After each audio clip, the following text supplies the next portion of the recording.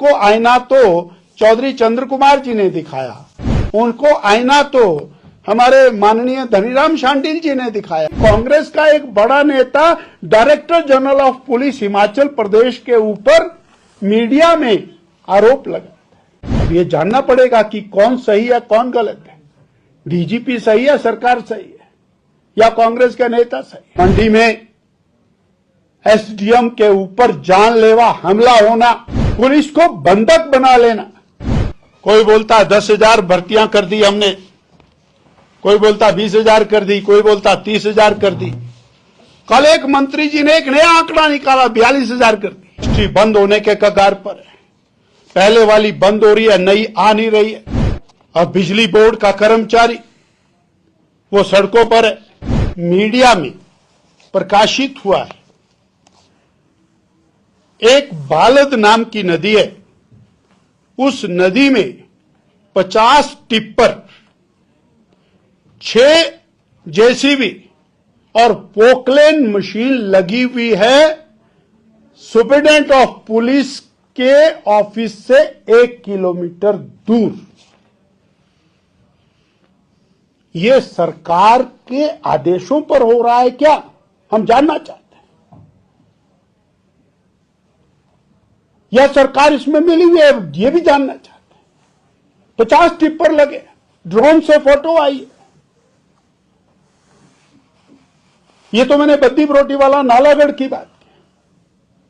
अगला ड्रोन मार्कंडे नदी पर उड़ाने की जरूरत है, जहां पर 100 से ज्यादा गाड़ियां हर रात को निकल करके और पहुंचती हैं हरियाणा में। साथ में लगता हुआ हरियाणा के सारे क्रशर मार्कंडे नदी को खाली करके फल फूल रहे हैं। यमुना नदी दिन दिहाड़े, वहां तो ड्रोन भी उड़ाने की जरूरत नहीं है। ऊना, हमीरपुर, कांगड़ा और मंडी, ये तो हमारे ध्यान में है। परंतु इससे हो क्या रहा है, वो पावरफुल लोग सरकार को धमका रहे हैं, परंतु सरकार चेत नहीं रही। मंडी में एसडीएम के ऊपर जानलेवा हमला होना,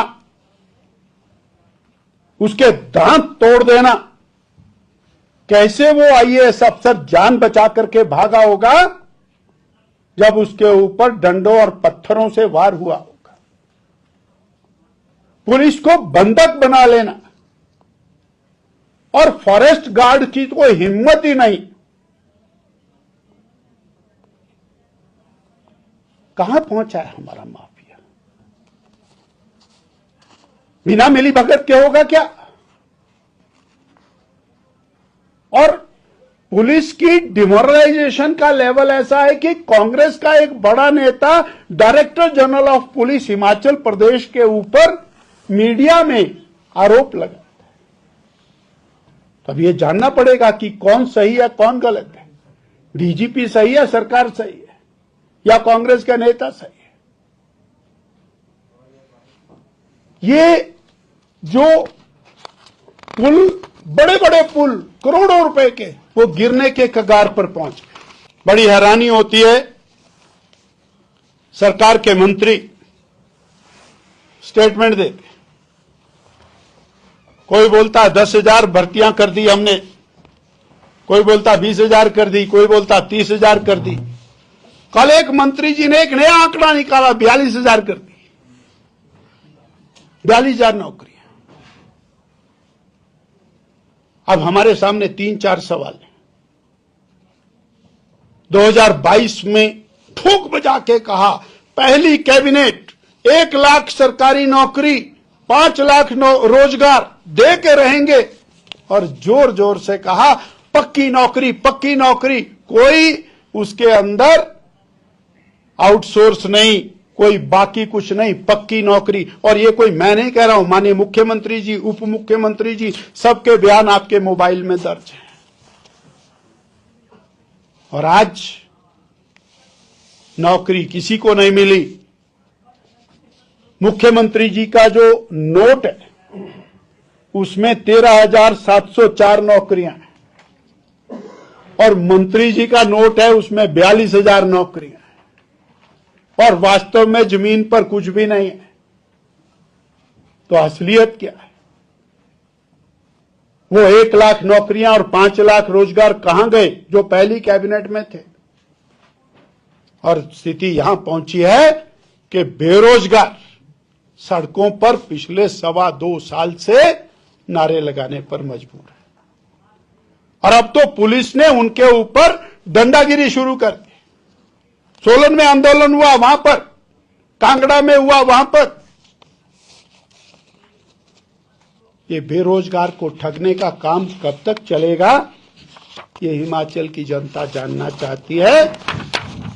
और उस बेरोजगार के ऊपर अगला हथौड़ा वर्तमान सरकार ने मारा है बिजली के रेट बढ़ाकर।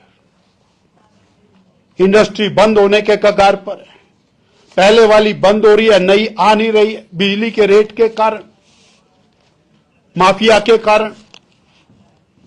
और वो बेरोजगार छोटा मोटा रोजगार इंडस्ट्री में लेता था, वो भी अब बिजली बोर्ड का कर्मचारी वो सड़कों पर है। 1.5 लाख पद पहले समाप्त किए।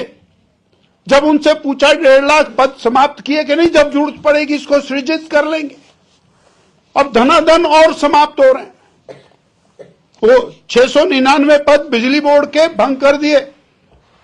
अब आंदोलन शुरू किया तो ट्रांसफरें तो धनाधन हो रही थी, अब सस्पेंशन की बारी आ गई, दमनकारी नीति पर आ गई। उससे सरकार को सुधार करना चाहिए।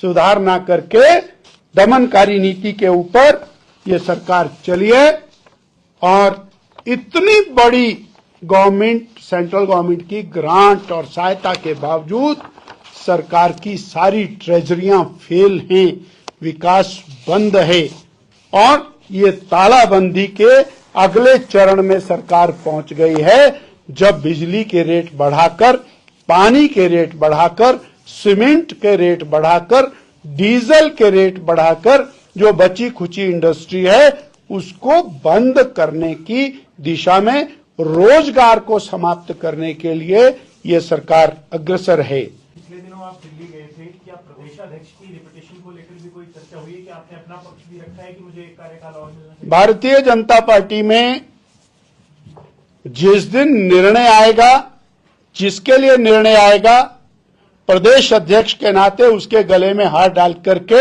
उसको अध्यक्ष की भूमिका पर बिठाना मेरा दायित्व है। आपके कुछ भाजपा के नेता दिल्ली में अमित शाह से मिले हैं और सियासी गलियारों में इसको लेकर चर्चाएं हो रही है कि भाजपा एक बार फिर मिशन लोटस की तरफ। मीडिया में चर्चाएं या कहीं पर भी चर्चा हो सकती है, पर माननीय अमित भाई शाह, माननीय जगत प्रकाश नड्डा जी, माननीय नरेंद्र भाई मोदी जी हमारे वरिष्ठतम नेता हैं।